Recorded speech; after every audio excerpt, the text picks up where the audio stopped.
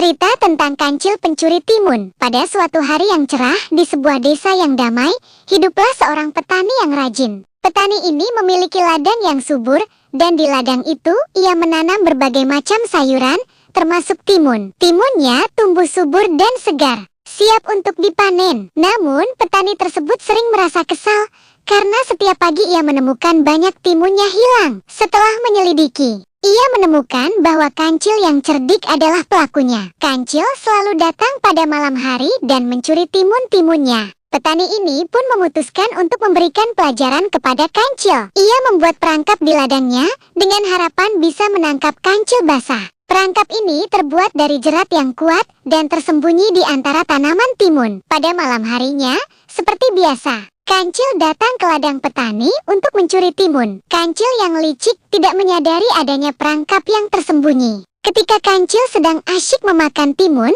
tiba-tiba kakinya terjebak dalam jerat dan ia tidak bisa melepaskan diri. Pagi harinya, petani datang ke ladangnya dan menemukan kancil terperangkap. Kancil mencoba merayu petani untuk melepaskannya, namun petani tidak mau mendengar. Petani ingin memberikan pelajaran kepada kancil agar tidak lagi mencuri timun. Kancil yang cerdik tidak kehabisan akal. Ia berpikir keras mencari cara untuk lolos dari jerat itu. Ia kemudian berpura-pura menyesal dan meminta maaf kepada petani. Kancil berjanji tidak akan mencuri lagi dan akan membantu petani menjaga ladang dari hewan lain yang mencoba mencuri. Petani yang mulai merasa iba akhirnya setuju untuk melepaskan kancil dengan syarat kancil harus memenuhi janjinya. Kancil pun setuju dan akhirnya dilepaskan dari jerat. Namun, begitu bebas, kancil segera melarikan diri ke hutan dan tertawa sendiri karena berhasil menipu petani. Namun, karena merasa malu telah tertangkap, kancil tidak pernah kembali lagi untuk mencuri timun di ladang petani tersebut. Petani pun merasa lega karena ladangnya akhirnya aman dari pencurian kancil. Cerita ini mengajarkan tentang kecerdikan dan akal yang digunakan untuk bertahan hidup. Namun, juga memberikan pesan